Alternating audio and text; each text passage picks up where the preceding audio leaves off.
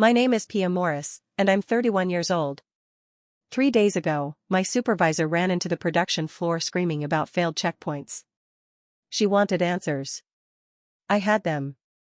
But first, let me tell you how we got there. It started when she walked up to my station with that particular smile, the one that meant something was about to break. Pia, we're making a change to the quality review structure, she said. Carolyn will be taking over your checkpoints. She's more thorough than you. The smirk that followed told me this wasn't about efficiency. This was personal. I nodded once, logged out of my terminal, and walked away without a word. The story of how that decision destroyed an entire production cycle starts long before that moment, back when I was the kid who learned that fairness was something other people got. Growing up, my older brother Julian got the attention, the second chances, the benefit of every doubt. I got the expectations. He forgot his homework, our mother rewrote it. I forgot mine, I took the failing grade and the lecture about responsibility. He crashed the car at 17, Dad bought him another one within the month. When I asked to borrow it at 19 for a job interview, I was told I needed to prove I could handle the responsibility first. Julian went to college on family money, dropped out after a year to find himself, then enrolled again somewhere else. I worked nights at Millennium Technologies as a line inspector while taking community college classes during the day, paying for each credit hour myself. The pattern was simple. Julian's mistakes became family projects. My mistakes became character flaws. He took risks and we all caught him.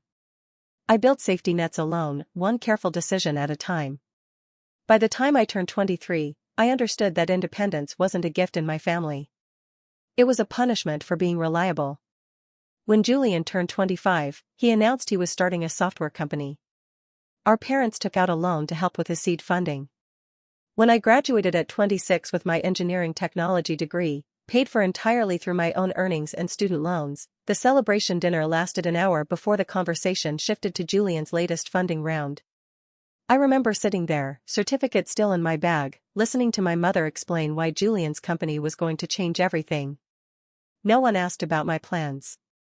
No one asked what the degree had cost me in sleep, in time, in the social life I'd sacrificed to work full-time while studying. I learned early that achievement in my family was measured by how much attention it required, not by how much work it took. Julian's ventures were exciting, unpredictable, full of drama and possibility. My steady climb through Millennium Technologies was boring by comparison. Reliable didn't get dinner conversations. It got assumptions that everything was fine and required no further discussion. I spent 7 years on the production floor before moving into quality systems. Every shift, every inspection report, every compliance check was a brick in a wall I was building between me and the kind of chaos Julian represented. I saved aggressively, lived in a small apartment with second-hand furniture, drove a car I paid cash for after 2 years of overtime. My coworkers went out for drinks on Fridays. I went home and meal prepped for the week ahead. They took vacations to beach resorts. I took online certification courses in statistical process control and ISO compliance standards. The work itself was meticulous and often invisible. Quality review at Millennium Technologies meant ensuring that every component we produced met exact specifications before it went to aerospace clients who had zero tolerance for error. A single failed part could ground an aircraft. A single missed checkpoint could cascade into recalls, lawsuits, and destroyed reputations. Most people didn't think about that when they saw me at my terminal, cross-referencing measurements and running statistical analyses. They saw bureaucracy. I saw the dozens of ways things could go catastrophically wrong if no one was paying attention. When I finally bought my condo at 29, it wasn't a grand space. Just 800 square feet in a quiet building on the east side of town, with older fixtures and carpet that had seen better days. But every square inch was mine. No one could take it, redirect it, or claim they needed it more. The mortgage was fixed rate, affordable, and tied to nothing but my own income. I spent the first night sitting on the floor of the empty living room, back against the wall, feeling something I'd never quite felt before. Security. Not the kind that comes from family promises or safety nets others provide. The kind you build yourself, brick by brick, until it's solid enough to stand on. I furnished it slowly over the next year. A couch from an estate sale that I reupholstered myself. A kitchen table I found at a thrift store and refinished in my building's garage space. Bookshelves I assembled carefully, following instructions twice to make sure every bracket was secure. Nothing matched. Everything was deliberate. The place looked like someone lived there who knew exactly how much each piece cost and had chosen to spend that money anyway. Julian, meanwhile, had cycled through 3 startups, 2 failed investments, and 1 briefly successful consulting venture that collapsed when he spent the operating capital on expansion before securing contracts. Each failure sent him back to our parents, who covered the shortfalls, the debts, the bridge loans he never paid back. I watched from a distance, saying nothing, building my own stability brick by careful brick. The last time I'd had dinner with my parents before the incident at work, Julian had joined us halfway through. He was animated, excited about a new opportunity in renewable energy logistics. He talked for 40 minutes about market positioning and scalability. My father listened with the kind of focused attention he'd never given my explanations of statistical variance or tolerance stacking. When Julian mentioned he'd need capital to get started, my mother asked how much. When I'd mentioned 6 months earlier that I was closing on the condo, she'd asked if I was sure I could afford it. At Millennium Technologies, I became the person they sent impossible problems to. Production errors no one could trace, compliance gaps that appeared in audits, systemic failures that looked random until you mapped them over time. I had a reputation for finding the pattern, writing the report, and fixing the process without drama. My supervisor, Diane Kapoor, tolerated me because I made her department numbers look flawless. She didn't like me. I was too quiet, too thorough, and I never laughed at her jokes during team meetings. But she needed what I did, so we coexisted. Diane had a leadership style that prioritized relationships over systems. She believed in team bonding exercises, motivational workshops, and management theories she'd picked up from podcasts. She'd talk about synergy and agile thinking while I quietly fixed the processes that kept production from collapsing. We existed in parallel universes within the same department. She got credit for the smooth operation. I got the satisfaction of knowing it only worked because I designed it to be foolproof. Except no system is foolproof if the person running it removes the safeguards without understanding why they exist. Then Carolyn Reeves transferred in from another division. She was efficient, friendly, and had a way of making every interaction feel warm and collaborative. Diane loved her immediately. Within 2 weeks, Carolyn was joining leadership meetings I used to attend alone. Within a month, she was being consulted on process decisions that used to come to me by default. I didn't mind. I had my work, my checkpoints, and my condo. I didn't need to be anyone's favorite. Carolyn had come from a division that handled less critical components. Commercial electronics, consumer products, things where a failure meant a warranty replacement, not a safety investigation. She had good instincts and a friendly demeanor, but she'd never worked in an environment where a single missed decimal point could mean the difference between a part that fit perfectly and one that failed at 30,000 feet. I could see it in the questions she asked, in the way she talked about quality review as if it were primarily about documentation rather than prevention. I tried to explain once, early on, why certain checkpoints couldn't be condensed. We were reviewing a specification for turbine housing components, and she'd suggested we could save time by spot checking rather than full batch verification. I walked her through what happened in 2009 when another facility tried that approach. 16 parts made it through to final assembly before anyone caught the tolerance drift. The client had to ground 4 aircraft for emergency inspections. The facility lost the contract and laid off 60 people. Carolyn had listened politely, then said, "But that was a different facility, right? With different protocols?" I'd nodded and returned to my terminal.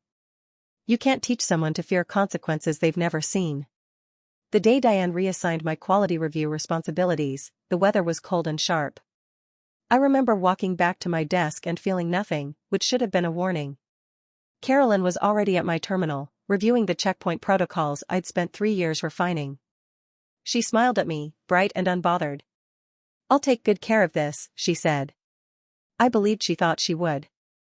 I moved to secondary assignments, tasks that didn't require the same depth. Inventory audits, supplier correspondence, compliance paperwork that was necessary but mechanical. I completed everything early, filed it precisely, and left on time each day. Diane didn't check in. Carolyn sent me a few friendly messages asking clarification questions about the old protocols, which I answered in brief, factual sentences. If she noticed I wasn't offering additional context or advice, she didn't mention it. The first question came 3 days in. For the thermal stress verification, can we accept the manufacturer's cert instead of running our own test? I replied, protocol requires independent verification. Manufacturer certs don't cover our specific application parameters. She responded with a thumbs up emoji. A week later, I saw in the system logs that she'd accepted a manufacturer cert for a batch that should have gone through thermal cycling. The part passed to final assembly. I made a note in my personal files. 2 weeks in, I started noticing small inconsistencies. A supplier sent an email querying a specification change I hadn't authorized. A production run was flagged in the system with an override code I'd never used. A quality checkpoint that normally took 2 sign-offs had gone through with 1. Each anomaly was minor, the kind of thing that could be explained by a new reviewer learning the system. I made notes but said nothing.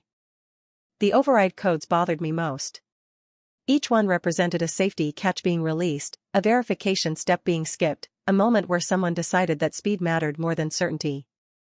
In my 3 years running quality review, I'd used override codes exactly 4 times, each one documented with a full incident report explaining why the deviation was necessary and what additional checks I'd performed to compensate. In Carolyn's first 2 weeks, she'd used them 9 times. The system flagged it automatically, sending alerts to compliance. Someone in compliance marked them as reviewed and approved. No one asked questions. Then my neighbor knocked on my door one evening. She worked in logistics at Millennium, different building, but same parent company. "Hey, weird question," she said. "Did you get moved off quality review?" I confirmed I had. She frowned. "Someone from vendor management called me asking if your access codes were still active. They said there was confusion about who was authorizing spec changes." I told her I'd look into it, then closed the door and stood very still in my small entryway. The apartment suddenly felt smaller. I looked at the bookshelf I'd assembled so carefully, at the refinished table where I ate breakfast every morning, at the walls I'd painted myself in a neutral gray that made the space feel calm. Everything was exactly where I'd put it. Everything was under control. Except at work, something was shifting in ways I couldn't quite see yet. The next morning, I checked my system permissions. They were unchanged. I still had full access to every protocol, every checkpoint, and every review queue. No one had revoked anything.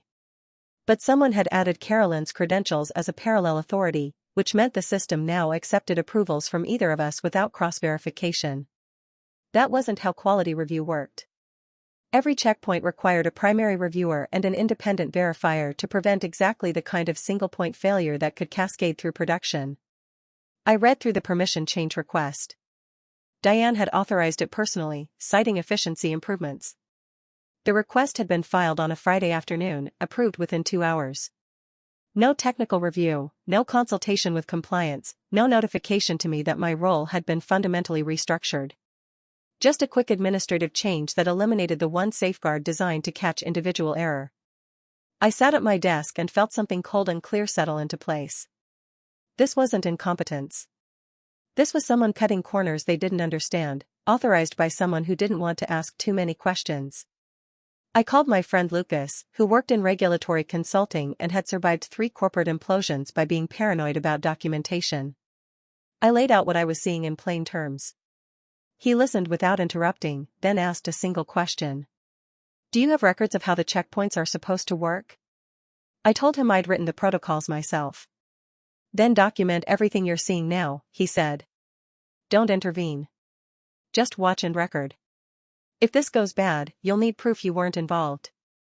Lucas had been through a situation years ago where a client restructured their safety protocols to save money, ignored his warnings, and then tried to make him the scapegoat when a warehouse accident led to injuries and fines. He'd survived only because he'd kept meticulous records of every recommendation he'd made and every warning he'd been told to ignore. "Never assume people will remember what they authorized," he told me. "When things collapse, everyone develops selective amnesia about who made which decisions." So I started collecting data. Every evening, I logged into the system from home and downloaded the daily quality reports. I compared them against the protocols I designed, noting each deviation, each shortcut, each place where a verification step had been skipped or condensed. The pattern was obvious. Carolyn was fast, but she was missing foundational checks. She'd approve a material specification without verifying the supplier certification. She'd sign off on a production run without cross-referencing the tolerance requirements. Small gaps, each one defensible in isolation, but together they formed a map of structural failure. I created a spreadsheet. Column 1, date. Column 2, protocol step that should have occurred. Column 3, what actually happened. Column 4, system log timestamp. Column 5, potential failure mode if the deviation propagated. By the end of the first week of documentation, I had 47 entries. By the end of the second week, I had over 100. The work was tedious. Each night I'd come home, heat up leftovers, and spend 2 hours cross-referencing production logs against quality standards. My small dining table became a command center of printed reports and highlighted discrepancies. I'd sit there with my laptop and a notebook, tracing the path of each part through the system, noting where it should have been stopped for verification and where it had sailed through on a shortcut. What struck me most was how invisible it all was. To anyone glancing at the high-level reports, everything looked fine. Parts were moving through production on schedule. Quality sign-offs were happening at the expected intervals. But underneath, the actual verification work wasn't being done. It was like watching someone paint over rust. The surface looked smooth, but the structural integrity was compromised in ways that would only become obvious under stress. 3 weeks after I'd been replaced, I drove to my parents' house. I told them I was stopping by to pick up some old files I'd stored in their garage. My mother seemed distracted, my father more so. The house looked the same, but smaller somehow. I noticed the lawn needed mowing, a window in the kitchen had a crack no one had repaired, and there were stacks of mail on the dining room table that looked untouched. The house had always been modest, but it had been well maintained. My father prided himself on keeping everything in good repair. Seeing the small signs of neglect, the peeling paint on the porch railing, the gutter that had come loose at one corner, the garden that had gone weedy, told me more than any conversation would have. While they made coffee, I walked through the house slowly, observing. In my father's office, I found a folder sitting open on the desk. It contained loan documents, credit statements, and a letter from a financial management firm. I didn't read closely. I didn't need to. The figures were large, the terms were short, and Julian's name appeared on multiple pages as a co-borrower or beneficiary. My parents had taken out a second mortgage. The amount would cover a failed business, consolidate debt, and provide startup capital for whatever Julian was planning next. There was also a letter from their retirement fund administrator, explaining options for early withdrawal with penalties. Another letter from their insurance company about reducing coverage to lower premiums. The picture was clear. They were liquidating their own stability to fund Julian's next attempt at success. I put the folder back exactly as I'd found it and returned to the kitchen. My mother asked if I wanted to stay for dinner. I said I had work in the morning. She didn't push. My father was already back to staring at his phone, probably reading emails about interest rates and payment schedules. Driving home, I felt a specific kind of clarity I'd only experienced a few times in my life. The kind that arrives when you finally see the shape of something you've been standing too close to for too long. The pattern was repeating. Julian needed something, so my parents restructured their lives to provide it. The difference this time was scale. They weren't just covering a small debt or a temporary shortfall. They were mortgaging their future for his present. And somewhere in the back of their minds, they probably had a vague assumption that if things got truly bad, they could turn to me. The reliable one. The one with the stable job and the paid-off car and the modest condo. I had seen this exact pattern play out in families across every economic level.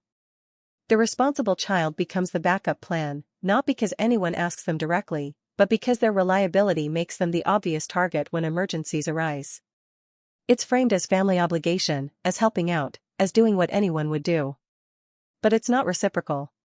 No one rescues the person who never needs rescuing.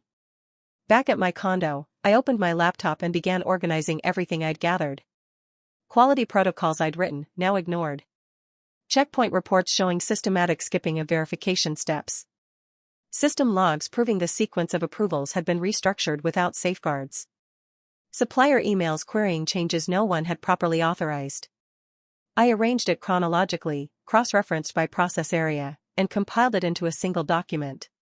The document took me 6 hours to assemble properly. I included screenshots of every system log, copies of every protocol deviation, and a summary section that explained in plain language what each shortcut risked. I wrote it the way I'd write a report for a regulatory audit, factual, chronological, free of emotional language. This wasn't about revenge. It was about creating an undeniable record of what had happened, when, and under whose authority. The final document was 37 pages long.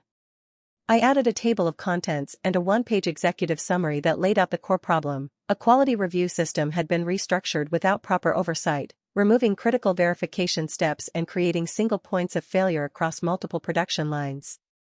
I listed the specific runs that had been approved under the modified system. I noted that all of these would need to be re-verified before client delivery if the company wanted to maintain its certification standards. It wasn't accusatory. It was simply a record of what had happened, step by step, with timestamps and supporting evidence. The document sat on my desktop for 2 days. I read it 4 times, checking for gaps or assumptions. There were none.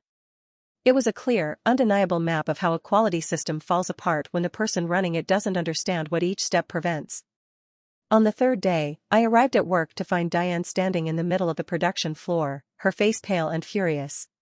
She was holding a tablet, and I could see from 20 feet away that it was displaying a critical failure report. Every checkpoint we'd submitted to the client for final approval had been rejected. Not flagged for revision. Rejected outright.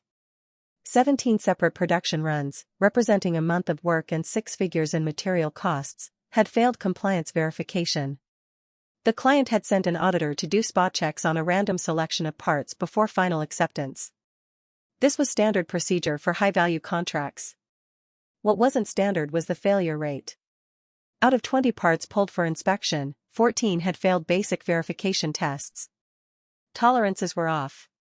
Material certifications didn't match specifications. Stress test documentation was incomplete or referenced manufacturer data instead of independent verification. The auditor's report was clinical and devastating. It noted that the failures appeared systematic rather than random, suggesting a process control issue rather than isolated errors. It recommended a full review of all parts produced in the affected time period and flagged the facility for increased oversight on future contracts. She saw me and walked over fast, her voice rising before she reached me. "Why did we fail every checkpoint?" she demanded. "What happened?" I looked at her calmly. "I'm not on quality review anymore." She blinked, as if the answer didn't compute. "You know these systems better than anyone. I need you to tell me what went wrong." I took out my phone, opened my email, and forwarded her the document I'd compiled. "Everything you need is in there," I said. Every skipped verification, every shortcut, every place where the process was changed without understanding why the original steps existed. I documented it in real time as it happened. Diane stared at her phone as the email arrived.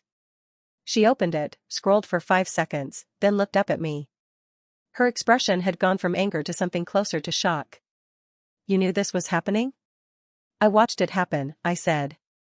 I no longer had authority to intervene. "You reassigned that responsibility." Her jaw tightened. "You didn't think to say something?" "I answered every question Carolyn asked me," I replied. "I provided factual responses to every clarification request. I was never asked to review her process decisions. If you'd like, I can provide those message logs as well.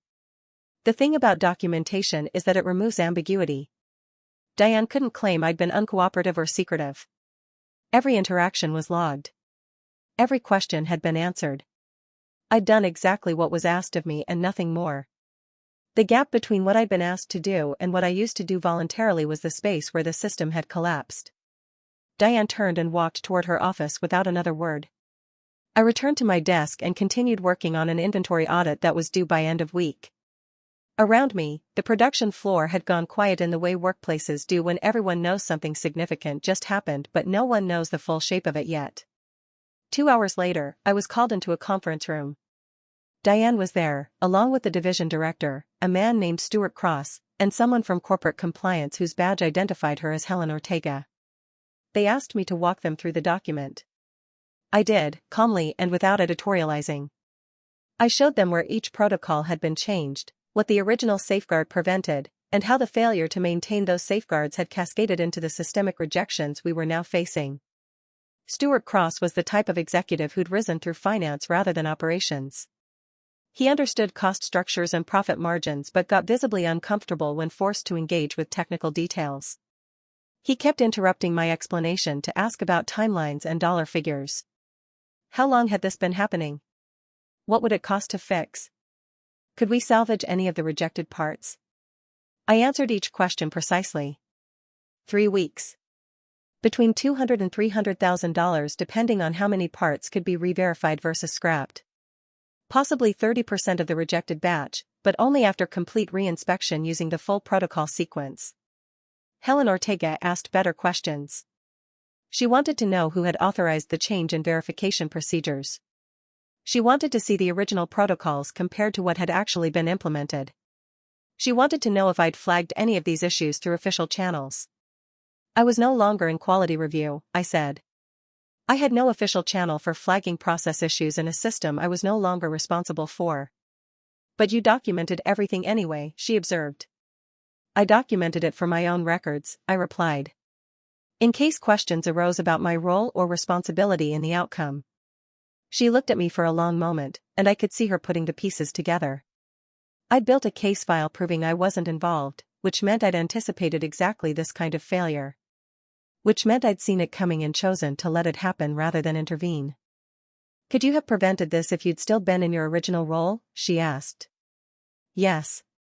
Could you have prevented it by intervening even after being removed from that role? Possibly, I said.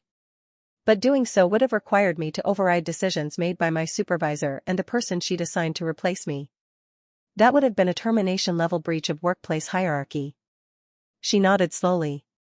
The corporate compliance officer understood exactly what I was saying. I'd been put in a position where preventing the disaster would have required insubordination, while allowing it to happen was technically within my assigned duties. I'd chosen self-preservation over sacrificing myself to fix a problem others had created. I answered their questions directly. I did not offer solutions. I did not volunteer to fix anything. When they asked if I could help remediate the failed production runs, I said I'd need my quality review authority restored in writing, with full access and independent verification requirements reinstated as originally designed. They agreed within 10 minutes. The formal authorization came through by end of day. My system access was upgraded back to primary authority. Carolyn's parallel access was revoked. A new position was created for a secondary reviewer who would report directly to me, not to Diane. The organizational chart was being redrawn to make quality review functionally independent from production management. Stuart Cross tried to frame it as a promotion during the brief announcement meeting. I accepted without comment. We both knew what it actually was, the company realizing that the person who understood the system couldn't be subordinated to someone who valued speed over accuracy. Carolyn was moved to a different department the following week. Diane stopped speaking to me unless required by direct work necessity, which was an improvement over her previous attempts at forced collegiality. I spent the next month rebuilding the quality checkpoints from the ground up, re-verifying every process, and training 2 new inspectors who understood that thoroughness wasn't about being slow. It was about preventing exactly the kind of expensive disaster we'd just survived. The training process was exhausting. I had to teach 2 people with minimal experience not just how to follow protocols, but why each protocol existed. We spent hours in the testing lab, running parts through verification sequences while I explained what we were looking for and what it meant when we found it. I showed them real examples of failed parts, walking them through how the failure would have manifested if it hadn't been caught. One of the new inspectors, a recent graduate named Kay, asked why we couldn't just automate more of the testing. I pulled up the incident reports from 3 other facilities that had tried that approach. Automation is excellent for consistency, I explained, but it can't catch unexpected failure modes. You need human judgment to recognize when something looks wrong even if it technically passes automated checks.